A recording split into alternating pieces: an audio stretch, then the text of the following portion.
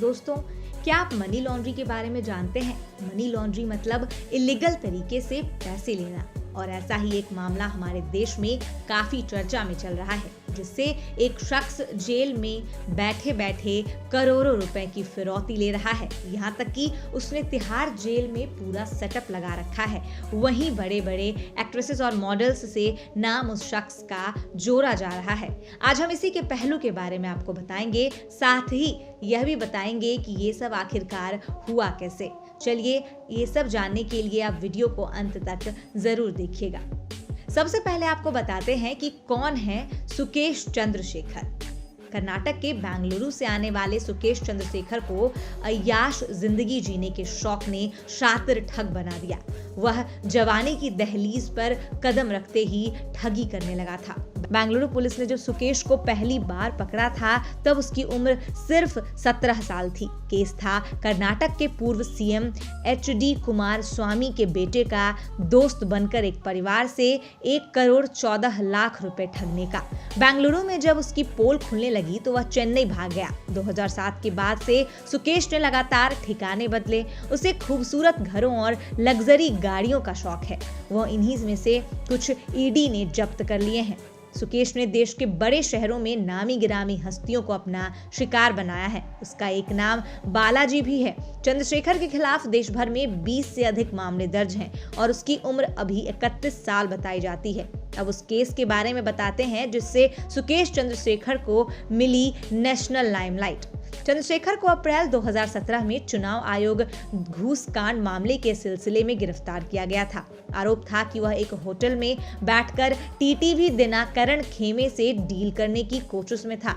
सुकेश चुनाव आयोग में संपर्क होने का दावा कर 50 करोड़ रुपए की डील करने की कोशिश कर रहा था। चंद्रशेखर का दावा था कि वह चुनाव आयोग के अधिकारियों को घूस देकर शशिकला खेमे को AIADMK के 2 पत्तियों वाले चुनाव चिन्ह दिला देगा। दिल्ली पुलिस की क्राइम ब्रांच ने एक होटल में उसके कमरे से 1 करोड़ 3 लाख रुपए कैश बरामद किए थे। चंद्रशेखर ने सबसे ज्यादा ठगी नौकरियों का झांसा देकर की है। आंकड़ों के मुताबिक उसने एक नेता का रिश्तेदार होने का ढोंग करते हुए 100 से अधिक लोगों को 75 करोड़ रुपए का चूना लगाया है। वह खुद को किसी ताकतवर नाम से जुड़ा बताकर टारगेट्स को भरोसे में लेता है।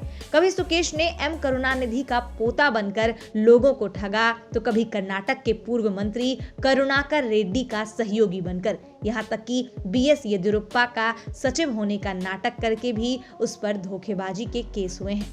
इस साल जो मामला चंद्रशेखर पर चल रहा है वो करीब 200 करोड़ की ठगी का मामला है। पुलिस को शिकायत मिली कि सुकेश ने जेल के अंदर से एक कारोबारी परिवार को सरकारी कार्रवाई का डर दिखाकर 50 करोड़ रुपए मांगे थे। उसने डर के मारे रकम दे दी। जब एहसास हुआ कि धोखा हुआ है तो जुलाई 2021 के आखिरी हफ्ते में शिकायत की गई। मामला आर्थिक अपराध शाखा यानी EOW के पास गया तो केस बड़ा होता चला गया।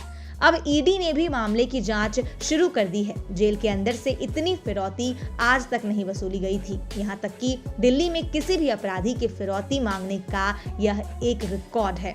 इन सब में सुकेश की टीम में जो मेन इंसान है वो है सुकेश की बीबी लीना मारिया पॉल, जो सुकेश चंद्रशेखर की पत्नी होने के साथ साथ एक एक्ट्रेस भी थी।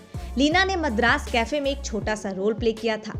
वहीं लीना को भी शुरुआत में सुकेश ने फिल्मों में कास्ट करने का झांसा देकर फंसाया था, लेकिन बाद में दोनों ने मिलकर ठगी का काम शुरू कर दिया, जिसके लिए पुलिस ने 2013 में चेन्नई स्थित कैनरा बैंक को ठगने के आरोप में चंद्रशेखर और लीना मारिया पॉल को गिरफ्तार किया था, लेकिन दोनों की बाद में जमानत हो गई। मॉडल से फिल्म एक्ट्रेस बनी लीना का सुकेश के साथ लंबा जुड़ाव रहा है।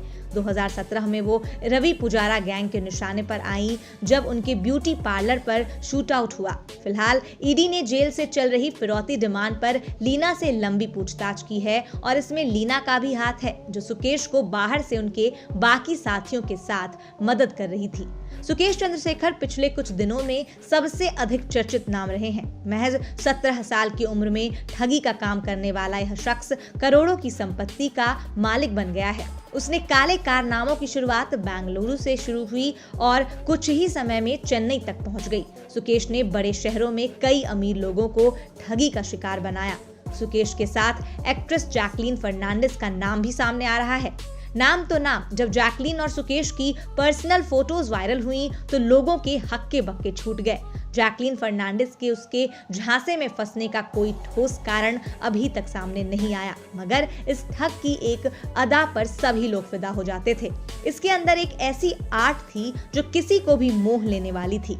साल 2007 में उसने 100 लोगों को अपना शिकार बना लिया था। इसके बाद उसे गिरफ्तार कर लिया गया। सुकेश चंद्रशेखर की यह पहली गिरफ्तारी थी। इसके करीबी लोग बताते हैं कि यह अय्याश किस्म का व्यक्ति था और इसके निशाने में हमेशा बॉलीवुड भी रहता था। इसी सिलसिले में इसकी मुलाकात मॉडल लीना मारिया से हो गई।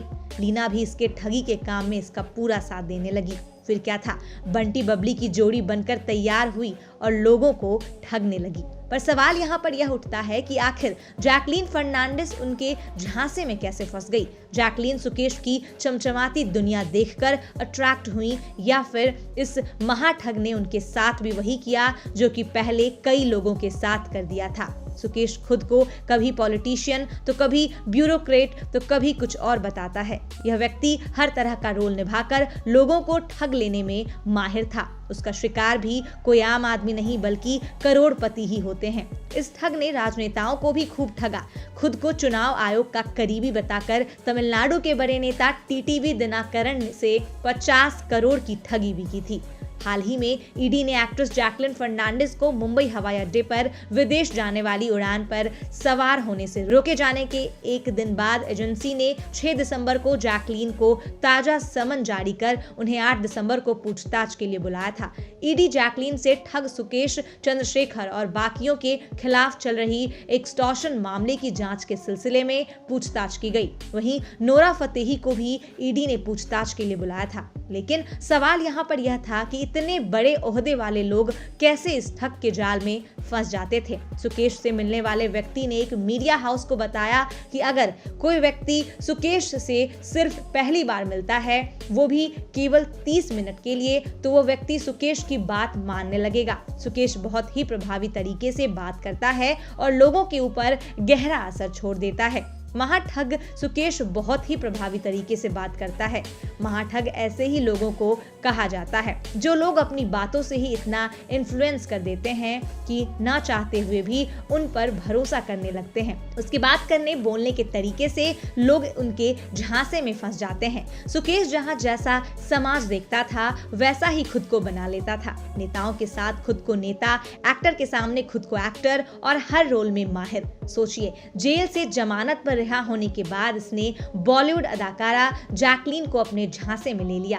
फिलहाल बुराई का अंत एक न एक दिन तो होता ही है। तो यह महाठग अब कानून के शिकंजे में है, मगर इसके साथ जब जैकलीन भी कानून के शिकंजे में है। पर जिस तरह जेल में रहते हुए फिरौती का काम जारी है, इसे देखकर सब हैरान हैं। इसीलिए अब जो जेल में सुकेश का ऑफिस चला रहा था उसे बंद करके ईडी सारी कार्यवाही को देख रही है और इस मनी लॉन्ड्री मामले में पूछताछ जारी है, जिसमें एक्ट्रेस जैकलीन फर्नांडिस के साथ सुकेश के रिश्ते और नोरा फतेही को मिली महंगी गाड़ी पर ईडी ने लंबी पूछताछ के लिए दोनों को समन भेजकर पूछताछ की है। वहीं सुकेश और उसकी पत्नी लीना मारिया पॉल दोनों से 50 सवाल किए गए, जिसके बाद सुकेश चंद्रशेखर और उसकी पत्नी लीना मारिया पॉल को हाल ही में ईडी ने prevention of money laundry act के तहत जेल से चलाए जा रहे एक जबरन वसूली रैकेट के तहत गिरफ्तार किया था। सुकेश तो पहले ही जेल में थे, पर अब उन पर कड़ी निगरानी रखी जा रही है और मामले की